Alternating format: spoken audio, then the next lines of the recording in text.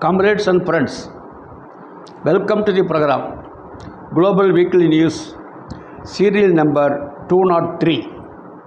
First item: Israel passes law to execute Hamas fighters. 1,200 Israelis were killed in a sudden attack by Hamas on 7th October 2023. To take revenge for this, Israel committed a genocide which led to a death of more than 77,000 Palestinians. Many Hamas fighters are in Israeli jails now. The Israeli parliament passed a law on 11th May to establish live-streamed special military tribunals and impose death penalty for Hamas detainees who were allegedly involved in the October 7 attacks. The law would also prohibit their release as part of prisoner swap deals. The bill was approved after 93 out of 120 MPs voted in favor, while 9 voted against. Hundreds of Palestinian prisoners will be affected by the legislation. The parliament had previously approved another controversial bill mandating death by hanging for Palestinian prisoners convicted of killing Israeli individuals last March.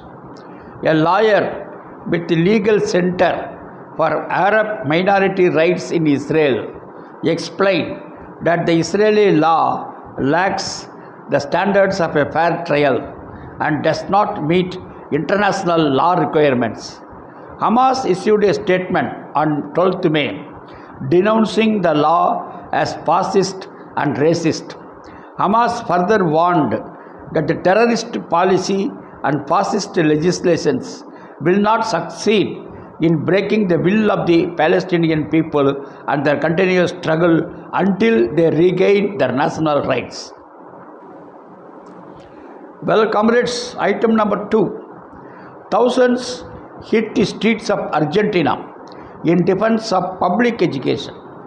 Students, teachers, and university staff, joined by left movements and trade unions, took to the streets of Buenos Aires and cities across Argentina on 12th May to demand that Javier Milei government fund public universities. University workers and professors denounce that with their salary they are unable to afford their basic necessities to survive. 63% of the Argentinian people disapprove of the far-right leaders' performance. Government is imposing harshest measures against the workers, but the government is protecting the wealthiest sectors of society. They have been relieved of taxes on large fortunes. Taxes on food remain in place year after year. Well, comrades, we go to El Salvador, where the media is under attack. Attack on media in El Salvador. El Salvador is a country in Central America with 20 volcanoes. Its right-wing president froze the bank account and a property belonging to 2 partners of a company that founded and supports El Faro online newspaper. The journalists assert that this is yet another attempt to intimidate the press that has been critical of the government. The online newspaper El Faro has reported on numerous occasions that the right-wing government has launched several attacks against its journalists. It all began in 2020 when the president himself announced at a press conference that an investigation into the media outlet for money laundering would be launched. El Faro began facing increased pressure after it revealed deals between powerful Salvadorian gangs and the various governments. Well, comrades, item number 4, Trump's visit to China. On 13th May, US President Trump had landed in Beijing on a 2-day official visit by Boeing C-17 US military aircraft. The last US state visit to China was Trump's own in November 2017 at the start of the US imposed trade war. The China that received him then was still learning to respond to the aggressions. The China that receives him now has spent 9 years diversifying its export markets, building supply chain autonomy, developing the technological leverage to push back while turning towards global South countries. Trump's failed tariff war against China ended up hurting its own economy, American economy, and people more than China's, and Beijing's export controls on rare earth elements ultimately forced Trump to back down. Trump has traveled to China with 18 US executives, Apple, Tesla, BlackRock, Boeing, and Nvidia among them. The 18 US executives in the delegation, including Tim Cook, Elon Musk, and Nvidia's Jensen Huang, have come because their companies cannot do without the Chinese market. The economic instrument of US containment of China have not produced the result US wanted. Since February 28, the illegal US-Israeli war on Iran, which postponed the summit by 6 weeks, has killed Israel's supreme leader Ayatollah Ali Khamenei and thousands of Iranian civilians. Meanwhile, more than 2,700 civilians have been killed in Lebanon, where US-Israeli strikes continue. In retaliation against the US-Israeli aggression, Iranian missiles and drones have struck 15 US military sites across Qatar, Bahrain, Kuwait, Jordan, Saudi Arabia, and the United Arab Emirates, an estimated $500 crore in repair costs. In its 11th week, despite the US naval blockade and bombings, Iran has mounted sustained resistance, and the war has not gone as US predicted. In the days immediately before his arrival in Beijing, Trump rejected Iran's peace proposal as garbage. On 11th May, the eve of his departure, the US Treasury sanctioned 12 more individuals and companies over Iran-China oil trade. On the same day, a group of US senators urged Trump to approve a new $1,400 crore arms package for Taiwan. The Chinese Foreign Ministry called US actions illegal and unilateral without basis in international law. In the same week, Chinese Foreign Minister Wang Yi received Iran's Foreign Minister Abbas Araghchi in Beijing. China remains Iran's largest trading partner and the principal buyer of its oil. Across the region, the architecture of US military presence is being expanded and accelerated. The same week of Trump's visit, the largest joint military exercises in Philippine history concluded. With 17,000 troops from 7 nations, the Philippines has granted 4,000 acres to a US-controlled high-tech zone on a lease renewable for 99 years. On 28 April, the commander of US forces in South Korea told the Japan Times that Washington is building a kill web, a networked system fusing South Korea, Japan, and the Philippines into a single architecture against China, Russia, and North Korea. In South Korea, US has 66 military bases. In Japan, military spending is being doubled. US is hyper-imperialism, an empire turning increasingly to force as its economic dominance erodes, with China and other global south countries defending their sovereignty as the primary targets.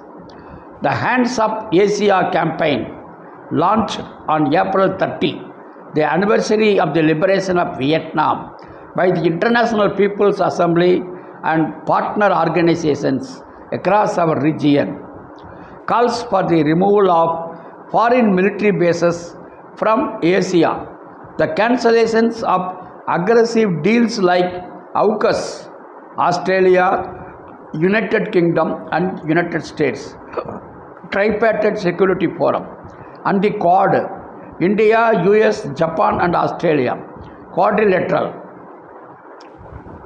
and the redirection of military spending towards the needs of people.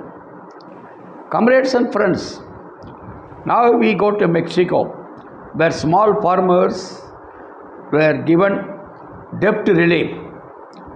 Mexican President Claudia Sheinbaum announced a government program that seeks to settle, in many cases, and significantly reduce, in others, the debts owed by small-scale farmers, small producers and fishermen to the government. For all debtors of the National Agricultural Development Finance Agency, their debts are going to be significantly reduced, the President said during a regular daily press conference. Sheinbaum also explained that many women were manipulated by third parties to apply for loans in their names. These women were then left burdened by the loans and interest until they become unpayable. The government announced that women producers with debts totaling $23,000 will not have to pay anything. Approximately 11,761 women will be eligible to benefit from this measure.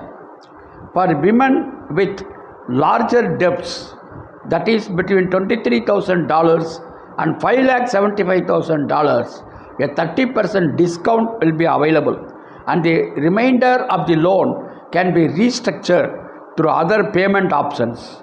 1639 women will be able to benefit from this program. Finally, the government announced that nearly 30,000 male small-scale producers will also be able to benefit from the program, which aims to save thousands of people from unpayable debts. Thousands of farmers are relieved from suffering at the hands of lawyers taking advantage of their miseries. Comrades, now we go to Europe, where Victory Day was celebrated. Victory over Fascism Day in Europe. On May 8 and 9, left and progressive movements in Europe marked Victory Day, the 81st anniversary of fascism's defeat in World War II. For the left, this cannot be merely an act of remembrance. It is a call to continue the struggle for a peaceful and anti-fascist Europe, wrote the European Left Party. During World War II, 2.7 crore Soviet people lost their lives in the struggle against fascism.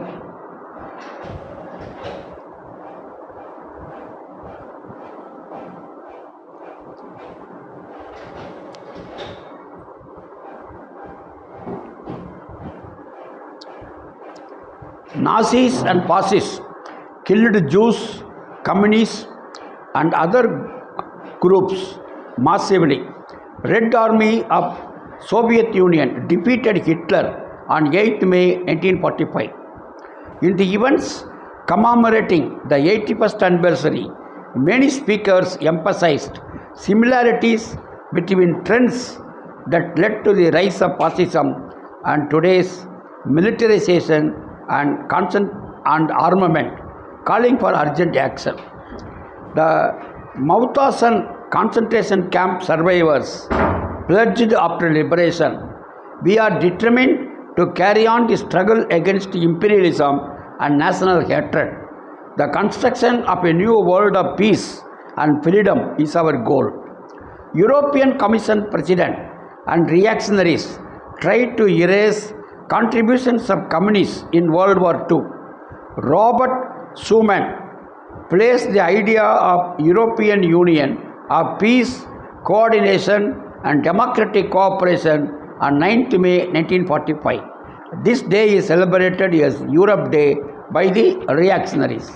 This is diversification from celebrating victory over fascism day. In Italy, a large demonstration took place in Rome. The left party there stressed the importance of ensuring solidarity with ongoing popular struggles around the world, notably in Palestine and Cuba. The party stated that the communists are the ones who have lifted millions and millions of people out of poverty. They are the ones who believe that in the face of barbarism, human dignity comes before any kind of profit. In the face of barbarism, the only possible alternative is communism, which is what the left party said. Now we go to seventh item. China reaffirms support for Cuba and Venezuela.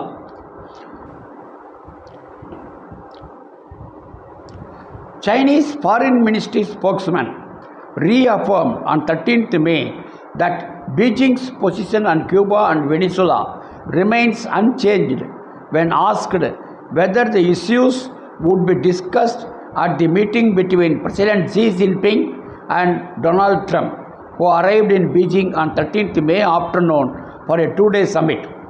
On 3rd January, US carried out sudden military attacks against Venezuela, resulting in more than 100 deaths and culminating in the kidnapping of Venezuelan President Nicolas Maduro and First Lady Celia Flores.